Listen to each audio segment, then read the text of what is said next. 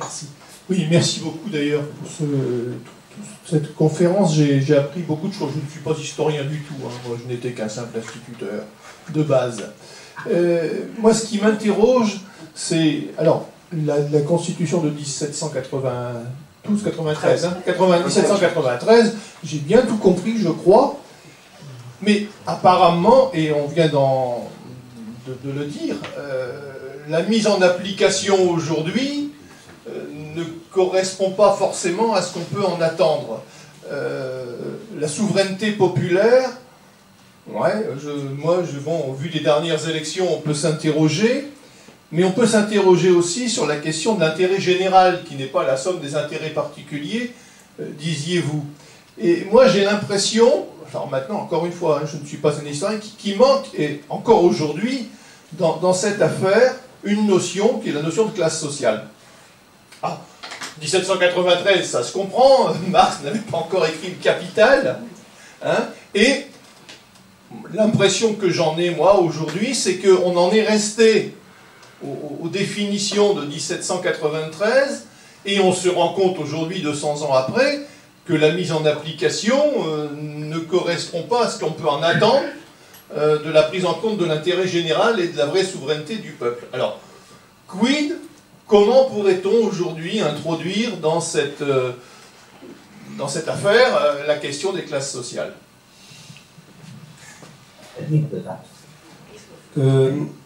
En réalité, sans que le terme soit utilisé, de la Révolution, sans que le terme soit utilisé au moment de la Révolution, l'esprit est présent, y compris dans les discours de Robespierre.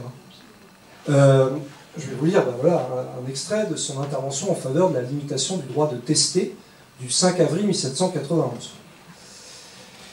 Bon, je lis pas tout, hein, mais... Quel sera donc le principe de votre choix et de votre décision? Il en est un supérieur et plus étendu qui ne s'implique point seulement aux successions directes, mais aux successions collatérales. Je signale d'ailleurs par parenthèse que cette question de droit de succession, etc., a été évoquée pendant la campagne pour l'élection présidentielle. C'est ce principe politique qui dit que la base de la liberté, la base du bonheur social, c'est l'égalité. Toute institution qui tente à augmenter l'inégalité des fortunes est mauvaise et contraire au bonheur social. Je sais qu'il est impossible d'établir l'égalité parfaite. Je sais que plusieurs causes différentes tentent sans cesse à déranger l'égalité des fortunes. Mais il n'en est pas moins vrai que les lois doivent toujours tendre à les maintenir autant que la nature des choses peut le permettre. Et qu'elles iront directement contre leur but, contre le but de toute société, lorsqu'elles tendront à la violer. La trop grande inégalité des fortunes est la source de l'inégalité politique, de la destruction de la liberté.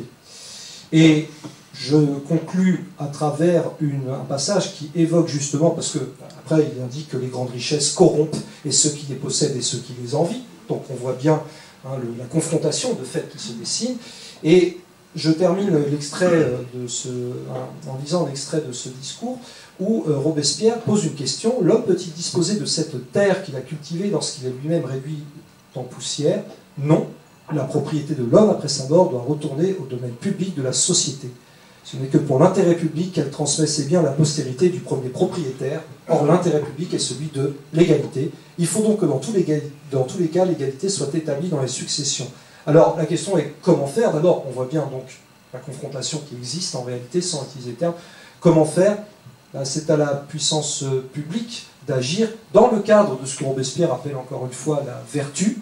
C'est d'ailleurs pour cela que pour lui, dans le fond, à partir du moment, qu'importe la forme, quand que la République va être la plus adaptée, à partir du moment où elle agit dans le cadre du combat pour le bonheur des peuples, et j'en reviens à la déclaration, à la phrase de Juncker que je vous avais dit en tout début de conférence, que oui, le politique n'a pas la charge de faire le bonheur des peuples. Autrement dit, le politique peut être égoïste, parce que c'est ça le vrai problème. Pour Robespierre, c'est tout le contraire. Et cela passe notamment par la loi et l'application de la loi, par la contrainte si nécessaire. Dans son esprit, en tout cas. Pour compléter, si vous m'y autorisez, et conclure là-dessus, et la question de Michel vient juste à propos. Ça se trouve dans l'affaire Dupont. L'affaire Dupont, vous le savez, c'est quand Robespierre, en 1788, prend la défense d'un type qui a été condamné à une lettre de cachet. Je passe sur le procès parce qu'en vérité, Robespierre a déjà retourné la question sur le plan judiciaire, mais comme il est un habile avocat et qu'il sait faire ce qu'on appelle une stratégie de rupture, il va en profiter pour s'adresser au roi. Et j'aurais dû vous la lire en introduction tout à l'heure, donc je vous l'offre en conclusion. Donc il s'adresse au roi dans sa plaidoirie. « Voyez encore, sire, même chez des peuples qui paraissent florissants, voyez sous les dehors de ce luxe imposant et de cette prétendue opulence publique qui fascine les yeux des administrateurs sans vertu, les fortunes énormes de quelques citoyens fondées sur la ruine et sur la misère de tous les autres.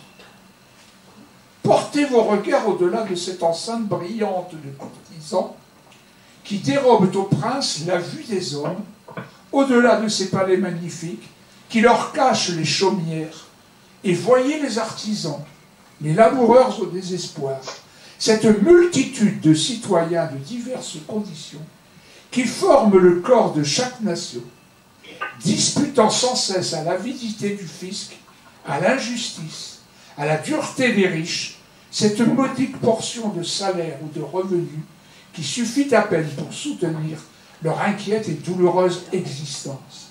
Voyez surtout cette dernière classe, la plus nombreuse de toutes, et que l'orgueil croit flétrir par le nom de peuple, si sacré pourtant et si majestueux aux yeux de la raison, presque forcé par l'excès de sa misère à oublier sa dignité d'homme et les principes de la morale au point de regarder la richesse comme le premier objet de sa vénération et de son culte, la bassesse servile et la flatterie envers les riches et les puissants comme un devoir, l'oppression comme son état naturel, la protection des lois comme une faveur presque inespérée.